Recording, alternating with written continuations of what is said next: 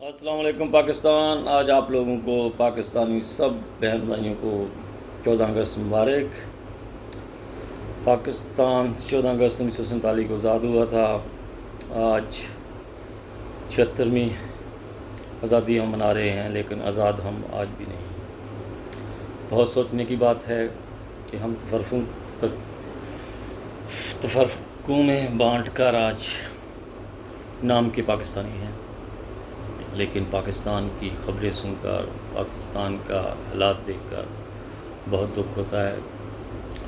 اللہ کرے کہ ہمارے ملک میں بھی پرسکون ماحول ہو، اچھے لوگ، اچھی خبریں، اچھی نسل پیدا کرنے والے لوگ اور اچھے پڑھے لکھے لوگ ہمارے ملک میں ہوں، دنیا میں ایک ہمارا نام ہو، لیکن یہ کب ہوگا پتہ نہیں۔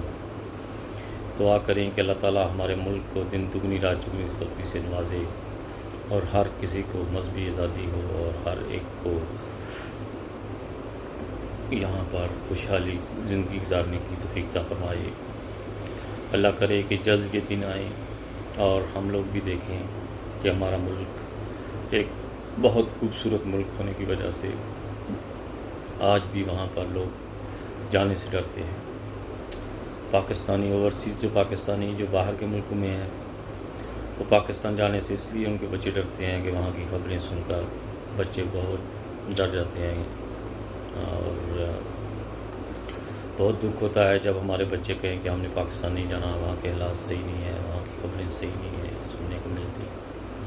اللہ کرے کہ جلد ہمارا ملک صحیح ہو، ہماری حکومت صحیح ہو، اور ایسی حکومت ملے جو ہر ایک کو مذہبی آزادی دینے والی ہو اور خوشحالی کرنے والی ہو۔ یہ نہ ہو کہ پیسہ اکٹھا کر کے انگلینڈ میں اور سوئٹزرلینڈ میں بھیج دیں۔ اللہ کرے کہ ایسا ہی ہو۔ پاکستان زندہ باد۔